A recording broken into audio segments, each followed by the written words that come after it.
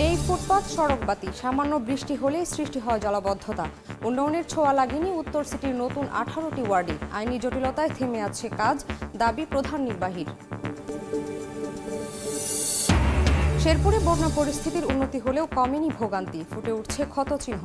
ময়মনসিংহ নেত্রকোনায় উজানের পানি নেমে নতুন করে প্লাবিত হচ্ছে ভাটি অঞ্চল। বসুন্ধরার চেয়ারম্যানের ব্যাংক হিসাব স্থগিত, সাবেক এনবিআর চেয়ারম্যান নজিবুর রহমান গ্রেফতার। আজ আদালতে তোলা হতে পারে সাবের হোসেন চৌধুরী ও নারায়ণ চন্দ্র চন্দকে। ধোয়াশায় শাহজালাল আন্তর্জাতিক বিমানবন্দরের তৃতীয় টার্মিনালের উদ্বোধন। সম্ভাব্য দিনক্ষণ চূড়ান্ত করতে পারছে না বেবিচক। কাজের ধীরগতি নিয়ে বিশেষজ্ঞদের প্রশ্ন। সময় সংবাদের সঙ্গে আছি আমি শামিমা শাবনী। এটা তো প্রাণ আচার, আমাকে একটু দিস। ঠিক যেন ঘরের আচার, প্রাণ আচার। নেই ফুটপাত, সড়কবাতি, বেশিরভাগ সড়কে লাগেনি উন্নয়নের ছোঁয়া। সামান্য বৃষ্টি হলেই দেখা দেয় জলাবদ্ধতা। 8 বছর আগে ঢাকা উত্তর সিটির অধীনে আসলেও নতুন 18টি ওয়ার্ডের বাসিন্দাদের অভিযোগ, পর্যাপ্ত নাগরিক সুবিধা পাচ্ছেন না তারা, বরং হোল্ডিং ট্যাক্স আদায়ে মরিয়া সিটি কর্পোরেশন। যদিও উত্তর সিটির প্রধান নির্বাহীর দাবি, নানা আইনি জটিলতায় সময় মতো উন্নয়ন কাজ শেষ করতে পারছেন না তারা। আর নগর পরিকল্পনাবিদদের মত, ঠিকাদারদের জবাবদিহিতা নিশ্চিতে কর্তৃপক্ষকে আরও কঠোর হতে হবে। মিজানুর রহমানের তোলা ছবিতে আল আমিন তুষারের রিপোর্ট।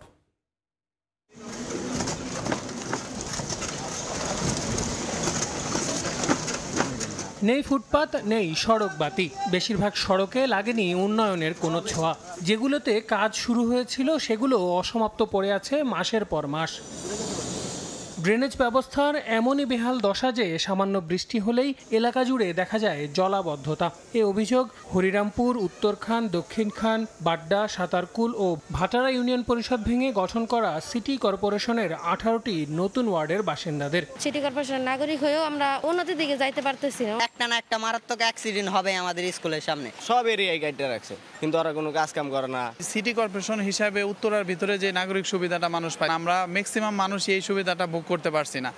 সেবা না পেলেও হোল্ডিং ট্যাক্স আদায়ে সিটি কর্পোরেশন থেকে আসছে একের পর এক তাগাদাপত্র। বাসিন্দাদের দাবি, একসঙ্গে বিভিন্ন সড়কের কাজ ধরেও তা অসমাপ্ত পড়ে আছে প্রায় 2 বছর ধরে। হোল্ডিং ট্যাক্স নেওয়ার জন্য তারা বাসায় বাসায় এসে চাপ প্রয়োগ করতেছে। তাহলে আমরা যেহেতু সুবিধা পাচ্ছি না, তারা আমরা কেন আমরা হোল্ডিং ট্যাক্স দিতে যাব? 5 আনছে, আনার পরে এই পাইপগুলো আবার তুলে নিয়ে গেছে। 1 সপ্তাহ ভরে রয়েছে, এরপরে আর পাইপ নাই, হাওয়া হয়ে গেছে। রাত তো 2টা-3টা বাজে, তখন প্রেগন্যান্সি এক মহিলা কান্নাকাটি করতে করতে যাচ্ছে। এমত অবস্থায় তখন কি করা যায় বলুন, আপনারাই বলুন। 8 বছর পেরিয়ে যাবার পরও এমন অবস্থার জন্য নানান আইনি জটিলতার অজুহাত দেখালেন উত্তর সিটির প্রধান নির্বাহী। লোকাল কিছু ইস্যুস আছে, সেটা আমরা যখন প্রবলেম হয় আমরা রেজলভ করি। আবার কোর্ট, মহামান্য হাইকোর্টে তারা মামলা দায়ের করে, সেগুলোকে রেজলভ করা হয়। জায়গা জমি নিয়ে মানুষের ইচ্ছা, মানুষের আউটলুক, দৃষ্টিভঙ্গি সব কিছু এগুলো মিটিগেট করেই কিন্তু আমাদের সবাইকে নিয়ে কাজ করতে হয়। দ্যাটস ওয়াই এক্সপেক্টেড টাইমের মধ্যে অনেক সময় আমরা প্রকল্পগুলো সমাপ্ত করতে পারি না। এ বিষয়ে নগর পরিকল্পনাবিদদের পরামর্শ, জবাবদিহিতা নিশ্চিতে কর্তৃপক্ষকে আরও কঠোর হওয়া দরকার এবং জনগণকেও উন্নয়ন কাজের তদারকিতে যুক্ত করা প্রয়োজন। রাজুক হোক, সিটি কর্পোরেশন, গোয়াসা হোক, যেই কাজ করে তার সেই ঠিকাদারকে প্রশ্ন করা, সে কাজের মান নিয়ে প্রশ্ন করা, তার অডিট করা, এটা দরকার। এই অডিটিংটা হলেই দেখা যাবে যে ভালো ঠিকাদারদের কাছে যাবে। আর জনগণ যদি দাঁড়িয়ে যায় তার এলাকার দেখভালের জন্য, তারা যদি মনিটর করে, তখন কিন্তু আমরা এই খোঁড়াখুড়ি দুর্ভোগ থেকে আমরা কিছুটা পরিত্রাণ পেতে পারি। নাগরিক সুবিধা বাড়াতে 118 বর্গ কিলোমিটার এলাকা অন্তর্ভুক্ত করে 2017 সালের জুলাইয়ে গ্যাজেট প্রকাশ করে উত্তর সিটি কর্পোরেশন। এর মধ্য দিয়ে নগরীর সঙ্গে যুক্ত হয় নতুন এই 18টি ওয়ার্ড। আল আমিন তুষার, সময় সংবাদ, ঢাকা। নতুন করে বৃষ্টিপাত না হওয়ায় শেরপুরে বন্যা পরিস্থিতির কিছুটা উন্নতি হয়েছে। তবে ময়মনসিংহ ও নেত্রকোনায় উজানের পানি নামলেও নতুন করে প্লাবিত হচ্ছে ভাটি অঞ্চল। ময়মনসিংহের হালুয়াঘাট ও ধোবাউড়া উপজেলার উজানের এলাকাগুলোতে পানি কমলেও নিচু এলাকায় পানি বাড়ছে। নতুন করে প্লাবিত হয়েছে জেলার ফুলপুর উপজেলার 2টি ইউনিয়ন। এই 3 উপজেলায় পানিবন্দী রয়েছে 1.5 লক্ষাধিক মানুষ। এদিকে নেত্রকোনায় সার্বিক বন্যা পরিস্থিতির কিছুটা উন্নতি হয়েছে। তবে ভাটির এলাকাগুলোর কৃষি জমি নতুন করে প্লাবিত হচ্ছে। জেলায় মোট 12,224 হেক্টর জমি পানিতে তলিয়ে আছে। শেরপুরে ভোগাই নদীর পানি কমে বিপদসীমার 92 সেন্টিমিটার নিচ দিয়ে প্রবাহিত হচ্ছে।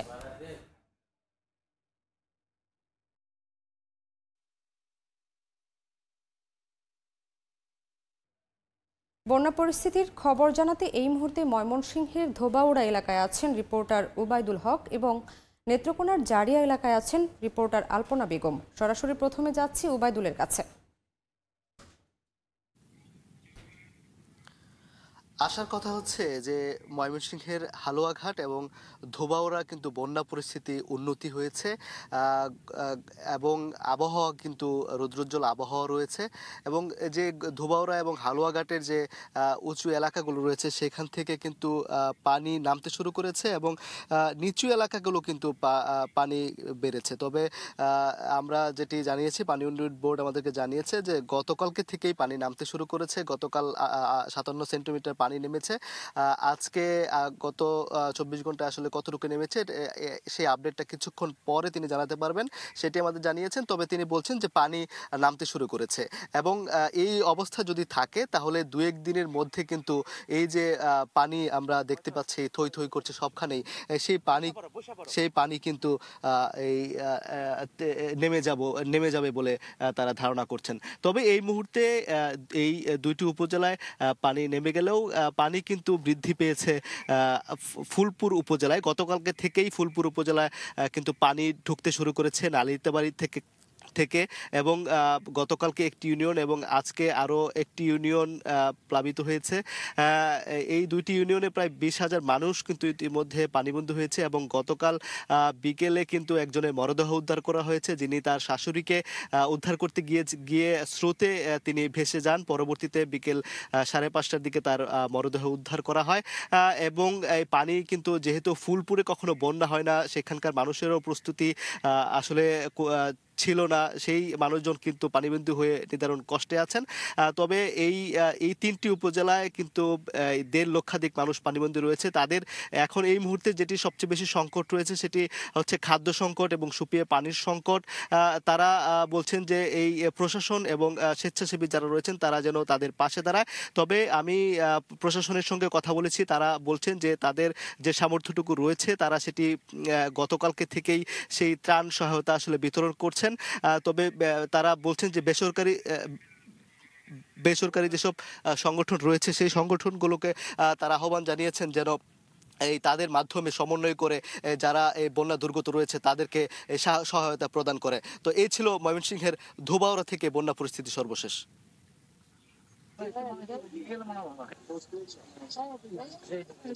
যেমনটি বলছিলেন যে ময়মনসিংহ থেকে যে ধোবাউড়া হয়ে যে নেত্রকোনায় যে পানি আসছে এবং যে বন্যায় নিমজ্জিত হয়েছে এই নেত্রকোনা পূর্বদলার বিস্তর এই এলাকা যে নির্মাঞ্চল যে কংস নদীর পাড়ে যে গত 2 দিন ধরে আমরা যেটি দেখলাম যে মানুষের বাড়িঘর ডুবে একেবারে এই বাড়িঘর থেকে বিচ্ছিন্ন হয়ে গেছে, অনেকেই বাইরে চলে গেছে, রাস্তায় অবস্থান করছে।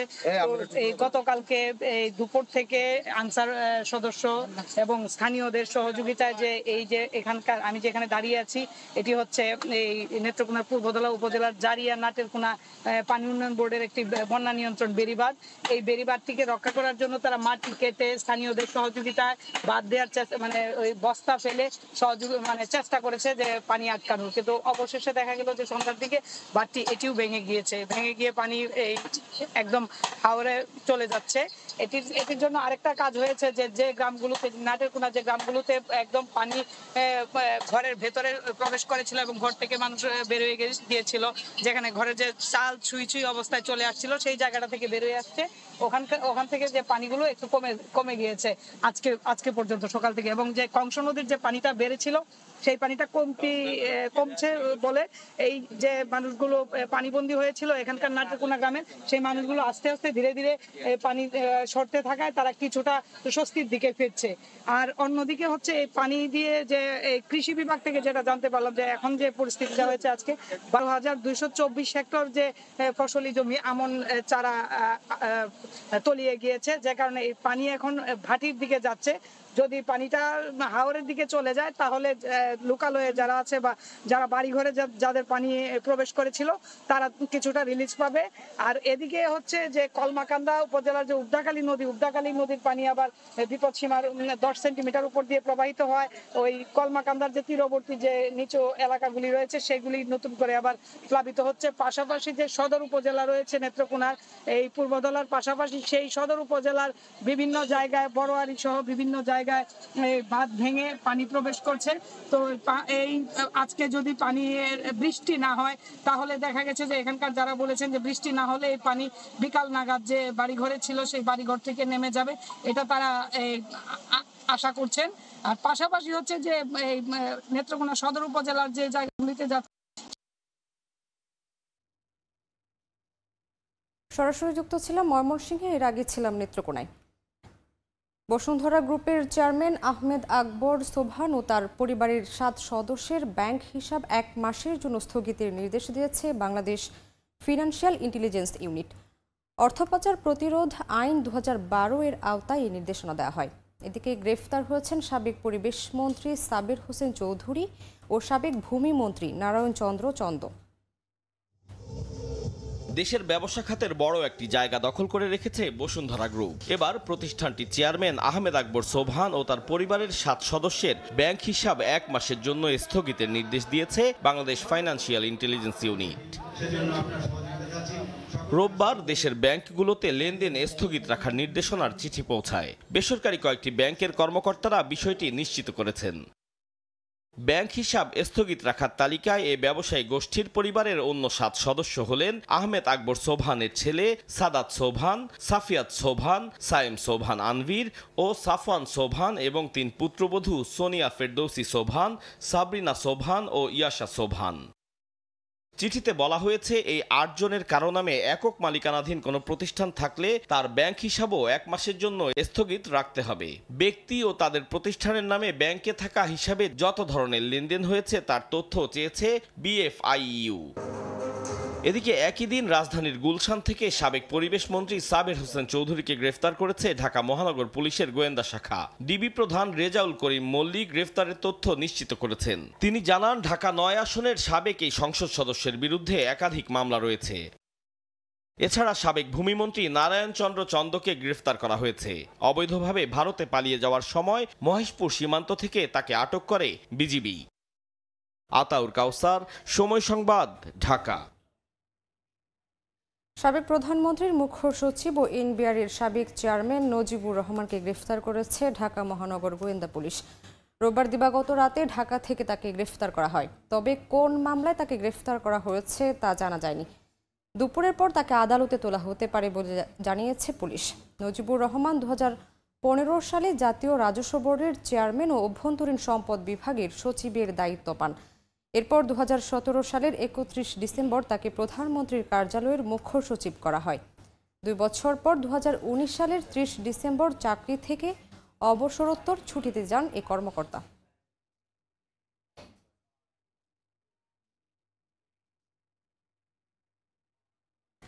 থমকে গেল শাহজালাল আন্তর্জাতিক বিমানবন্দরের 3য় টার্মিনালের উদ্বোধন।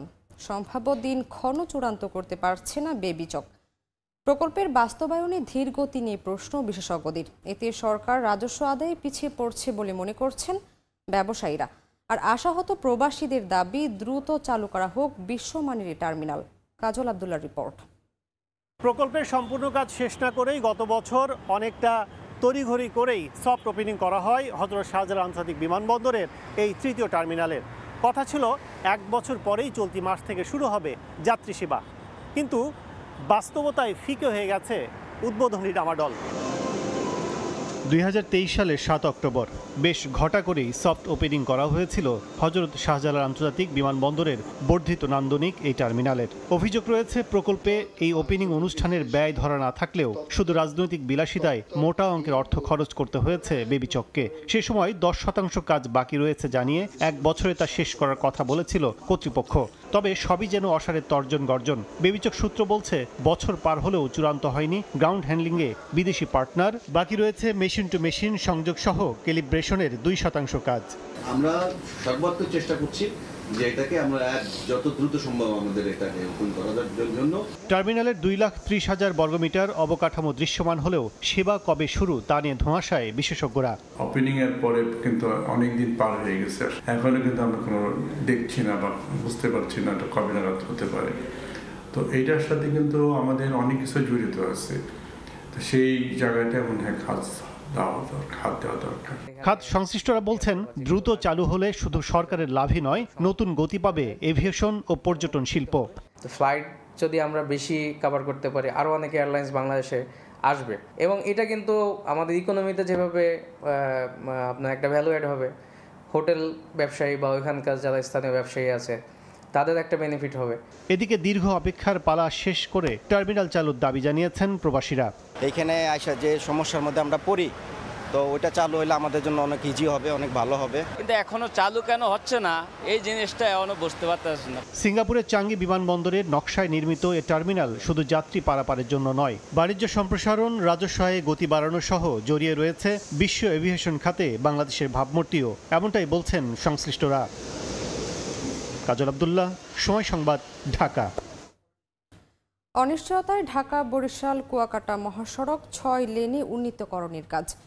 বরিশালে 33 ও মাদারীপুরে মাত্র 7 কিলোমিটার ভূমি অধিগ্রহণ সম্পন্ন হলেও বাকি অংশের কাজ এখনও বাকি। পদ্মা সেতু চালুর পর মহাসড়কটিতে কয়েক গুণ যানবাহনের চাপ বাড়লেও হয়নি প্রশস্ত। এতে যানজটের পাশাপাশি বেড়েছে সড়ক দুর্ঘটনাও। অপূর্ব অপুর রিপোর্টে বিস্তারিত। 2 লেনের সরু এই রাস্তাটি ঢাকা বরিশাল কুয়াকাটা মহাসড়ক। পদ্মা সেতুর সুবাদে দক্ষিণ অঞ্চলের ব্যবসা বাণিজ্য ও পর্যটন আরও গুরুত্ব পাওয়ায় প্রতিনিয়তই মহাসড়কটিতে বাড়ছে যান চলাচল। পরিবহন শ্রমিকরা জানান, পদ্মা সেতু চালুর পর কথা ছিল দ্রুত 6 লেনে উন্নীত হবে ঢাকা কুয়াকাটা মহাসড়ক। তবে সেতু চালুর পর 2 বছর পেরিয়ে গেলেও জমি অধিগ্রহণের অজুহাতে আটকে আছে প্রকল্পের কাজ। মহাসড়কে কয়েক গুণ বৈধ অবৈধ যানবাহন বাড়ায় যানজট এখন নিত্যদিনের সঙ্গী। আর পুলিশের পরিসংখ্যান বলছে মহাসড়কে মাসে গড়ে 7 থেকে 10টি দুর্ঘটনা ঘটে। 2 লাইনের রাস্তা এলো, কোনো গাড়ি সাইড দেওয়া যায় না, 6 লাইন না করলে অ্যাক্সিডেন্ট হইতেই থাকবে। 2021 সালের জুনের মধ্যে ভূমি অধিগ্রহণের কাজটি শেষ হওয়ার কথা থাকলেও এ পর্যন্ত বরিশাল সড়ক বিভাগে 33 কিলোমিটার ও মাদারীপুর অংশে মাত্র 7 কিলোমিটার অধিগ্রহণ সম্পন্ন হয়েছে। পদ্মা সেতু হওয়ার পরে গাড়ির সংখ্যা অনেক, প্রায় 20-30 গুণ বেড়ে গিয়েছে গাড়িগুলো। জনবল বাড়িও আমরা ট্রাফিকটা নিয়ন্ত্রণ করতে হিমশিম খাচ্ছি। সড়ক ও জনপথ বিভাগ বলছে ভূমি অধিগ্রহণের কাজ শেষ করে প্রকল্পটি দ্রুত বাস্তবায়নের চেষ্টা চলছে। শুধু আমাদের বরিশালের সিটি বাইপাস অংশের যেটা আমাদের রিভিশনে ইনকর্পোরেট করেছি, এটা অনুমোদন সাপেক্ষে আমরা এটার কার্যক্রম শুরু করব। 2023 সালে মহাসড়কটির যানজট ও দুর্ঘটনা পরিস্থিতি সামাল দিতে বরিশাল মহানগরী প্রবেশমুখে 13 কিলোমিটার মহাসড়ক প্রশস্ত করা হয়। অপূর্ব অপু, সময় সংবাদ, বরিশাল। দীর্ঘদিন সংস্কার না করায় ব্যবহার অনুপযোগী হয়ে পড়েছে পিরোজপুর কেন্দ্রীয় বাস টার্মিনাল। একদিকে খানাখন্দ, অন্যদিকে জলাবদ্ধতা। বাধ্য হয়ে পাশের সড়কে রাখা হয় বেশিরভাগ বাস। চাঁদাবাজি ও অর্থ আত্মসাতের অভিযোগে উঠেছে বাস মালিক সমিতির সাবেক সভাপতির বিরুদ্ধে। আর অপর্যাপ্ত বরাদ্দের অজুহাত পৌর কর্তৃপক্ষের। জিয়াউল হকের পাঠানো তথ্য, ছবি নিয়ে রিপোর্ট। টার্মিনালের মাঝে বড় গর্ত, এর আশেপাশেও ছোট বড় গর্ত আর কাদার কারণে বেহাল দশা। দীর্ঘদিন সংস্কার না হয় ব্যবহার অনুপযোগী হয়ে পড়েছে পিরোজপুর কেন্দ্রীয় বাস টার্মিনাল। একদিকে খানাখন্দ, অন্যদিকে জলাবদ্ধতা। বাধ্য হয়ে পাশের সড়কে রাখা হয় বেশিরভাগ বাস, এমনকি যাত্রী ওঠানামাও করানো হয় সড়ক থেকেই। টার্মিনাল ভবনে নেই ন্যূনতম যাত্রী সেবা। গাড়ি স্ট্যান্ডের মধ্যে ঢুকতে পারি না, এগুলো আসতে পারি না, গাড়ি পড়ে গেলে কেরেন দিয়ে উঠন লাগে। 17 বছর ধরে এইভাবে লুটপাট করার জন্য স্ট্যান্ডে কোনো কাজ বাজ হয়নি। অভিযোগ উঠেছে বাস মালিক সমিতির সাবেক সভাপতি মতিউর রহমান মহারাজ তৎকালীন ক্ষমতা দলের প্রভাব খাটিয়ে বাস রুট রোটেশন নামে কোটি কোটি টাকার চাঁদা আদায় করেছেন পরিবহন মালিকের কাছ থেকে। তবে সব অর্থ আত্মসাৎ করায় উন্নয়ন হয়নি বাস টার্মিনালের। পরিবহনে 100 টাকা, লোকাল মানি 40 টাকা, এই টাকা উড়াইয়া লুটপাট করছে। 17 বছরে যারা ক্ষমতায় ছিল তাদের লুটপাট অনিয়মের কারণে আজকে বাস টার্মিনাল ব্যবহারের জন্য অনুপযোগী হয়েছে। এটার মেরামত হওয়া অত্যন্ত জরুরি। এটা একেবারে জন দুর্ভোগের চরম প্রান্তে পৌঁছে গিয়েছে। আর অপর্যাপ্ত বরাদ্দের অজুহাত পৌর কর্তৃপক্ষের। যেই পরিমাণ টাকা ইজারা, ওই টাকা দিয়ে আসলে ওটা অত বড় ধরনের সংস্কার করা সম্ভব না। পৌরসভায় বড় কোনো প্রকল্পের ভিতরে যদি এইটা করা যায় আর কি, প্রজেক্টে নেওয়া যায়, তাইলে হয়তো এটা বড় ধরনের সংস্কার করা যাবে। বাস মালিক সমিতির তথ্য মতে পিরোজপুর বাস টার্মিনাল ব্যবহার করে 14টি রুটে 6 শতাধিক বাস মিনি বাস করে প্রতিদিন 30,000 যাত্রী যাতায়াত করেন। সময় সংবাদ, পিরোজপুর। শহরের ময়লা আবর্জনা ফেলার জন্য নির্মাণ করা হয় 7টি ট্রান্সফার স্টেশন, অথচ এতদিন এগুলো ব্যবহার হচ্ছিল ক্ষমতাসীনদের বিভিন্ন রাজনৈতিক কার্যালয় ও ক্লাব হিসেবে। এ কারণে ঝালকাঠি পৌরসভার সব আবর্জনা ফেলা হয় খাল ও নদীতে। তবে শিগগিরই স্টেশনগুলো ব্যবহার উপযোগী করার আশ্বাস কর্তৃপক্ষের। পলাশ রায়ের পাঠানো তথ্য ও শামীম হোসেনের ছবি নিয়ে রিপোর্ট। শহরের সব ময়লা ফেলা হচ্ছে নদীতে, এতে বাড়ছে নদী দূষণ। ময়লা আবর্জনা ফেলার জন্য 2011 সালে ঝালকাঠি পৌরসভার 7টি স্থানে নির্মাণ করা হয় ট্রান্সফার স্টেশন। তবে নির্মাণের পর থেকে ফেলা হয়নি কোনো ময়লা। এলাকাবাসীর অভিযোগ, শুরু থেকে এসব স্থাপনা পরিণত হয় ক্ষমতাসীন দলের বিভিন্ন কার্যালয় ও ক্লাবে। বারবার জনপ্রতিনিধিদের এ নিয়ে অভিযোগ করলেও কেউ কর্ণপাত করেনি। অন্যদিকে জায়গা না পেয়ে পৌর এলাকার সব আবর্জনা ফেলা হয় শহর সংলগ্ন খাল ও নদীতে। এটা যে বানাইছে এটা তো আমাদের কোনো কাজে লাগতে আছে না, এটা তো মনে করেন যে যে কালে পারে সেই কালে ব্যবহার করে। কেউ কেউ ক্লাবঘর বানাইছে, কেউ রেশন বানাইছে, আমরা ময়লা হালাম কোথায়? পৌরসভায় কোনো গুরুত্ব দেয় না, মানুষ এর গন্ধে এনের মানুষের রোগ ব্যাধি হয়ে গেছে। এটা আমরা একটা নির্দিষ্ট প্রতিক্রিয়া চাই। 5 আগস্ট ছাত্র জনতার অভ্যুত্থানের পর আত্মগোপনে চলে যান পৌরসভার মেয়র ও বেশিরভাগ কাউন্সিলর। তবে শীঘ্রই দখলমুক্ত করে স্টেশনগুলো ব্যবহার উপযোগী করার আশ্বাস কর্তৃপক্ষের। এই ট্রান্সফার স্টেশনগুলি নানাবিধ কারণে বিগত দিন থেকেই আমি এসে দেখলাম এটা বেদখল হয়ে আছে। আমি আশা করি এই বেদখলটা সরিয়ে ট্রান্সফার স্টেশনের কার্যক্রমটা সচল করব। পৌর কর্তৃপক্ষের তথ্য মতে ময়লা ফেলার 7টি ট্রান্সফার স্টেশন নির্মাণে ব্যয় হয় 1 কোটি টাকার বেশি। সময় সংবাদ, ঝালকাঠি। 13 অক্টোবর থেকে আবারও শুরু হচ্ছে ইলিশ ধরায় 22 দিনের সরকারি নিষেধাজ্ঞা। এ সময় দেশে মাছ শিকার বন্ধ থাকলেও বসে থাকেন না ভারতের জেলেরা। এক সাগরে 2 নিয়মে ক্ষুব্ধ পটুয়াখালীর জেলেরা।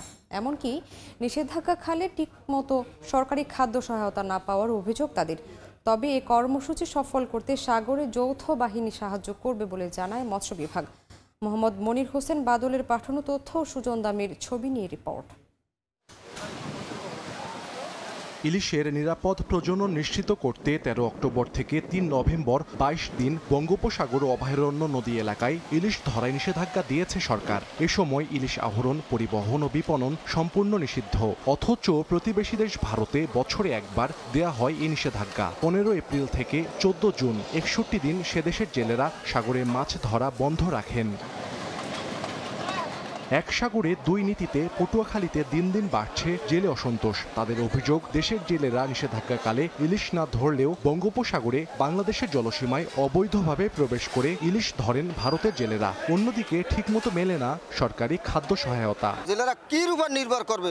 মা ইলিশ তো ডিম পরে গভীর জলে, সর ড্যাঙ্গাই আসতে পারে না। আমরা বহুতটা লসে আছি, লোকজনের বেতন হেয়েই দিতে পারতাছি না। গেল যে ট্রিপগুলো গেছে আমরা এতে লাভবান নাই। সাগরে একটা আইন চলে 2টা, আমরা বাংলাদেশের আইন মেনে, কিন্তু ভারতের এখন আইন মেনে না। বাংলাদেশ অবরোধ দিয়ে হেরা সব জালিয়ারা মাছ ধরিয়া ভারতের মাছ লই যায়। এই 22 দিন অবরোধ দিলে আমরা কিছু পাইতেছি না, কোনো সহযোগিতা পাইতেছি না, কিছু না। রাপ ওয়েদারের জন্য একদিন যাই ফিশিং করতে পারছে, 2 দিন ফিশিং করতে পারছে, আবার বোট কিনারে চলে আসতে হবে।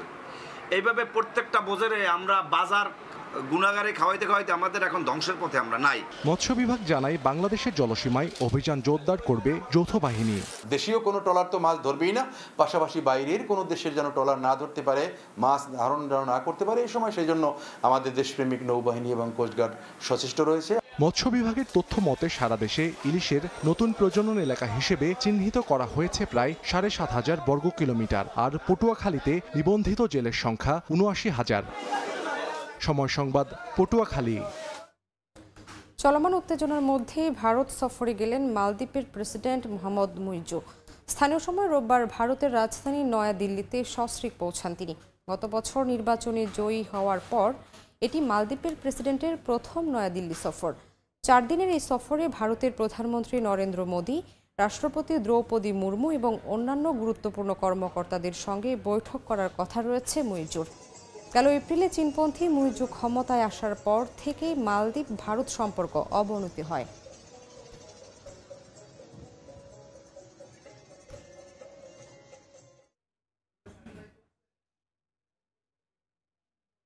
এ পর্যায়ে শীর্ষ সংবাদগুলো জানিয়ে দিচ্ছে আরেকবার। নেই ফুটপাত, সড়কবাতি, সামান্য বৃষ্টি হলেই সৃষ্টি হয় জলাবদ্ধতা। উন্নয়নের ছোঁয়া লাগেনি উত্তর সিটির নতুন 18টি ওয়ার্ডে। আইনি জটিলতায় থেমে আছে কাজ, দাবি প্রধান নির্বাহীর। শেরপুরে বন্যা পরিস্থিতির উন্নতি হলেও কমেনি ভোগান্তি, ফুটে উঠছে ক্ষতচিহ্ন। ময়মনসিংহ নেত্রকোনায় উজানের পানি নেমে নতুন করে প্লাবিত হচ্ছে ভাটি অঞ্চল। এবং বসুন্ধরার চেয়ারম্যানের ব্যাংক হিসাব স্থগিত, সাবেক এনবিআর চেয়ারম্যান নজিবুর রহমান গ্রেফতার। আজ আদালতে তোলা হতে পারে সাবের হোসেন চৌধুরী ও নারায়ণ চন্দ্র চন্দকি।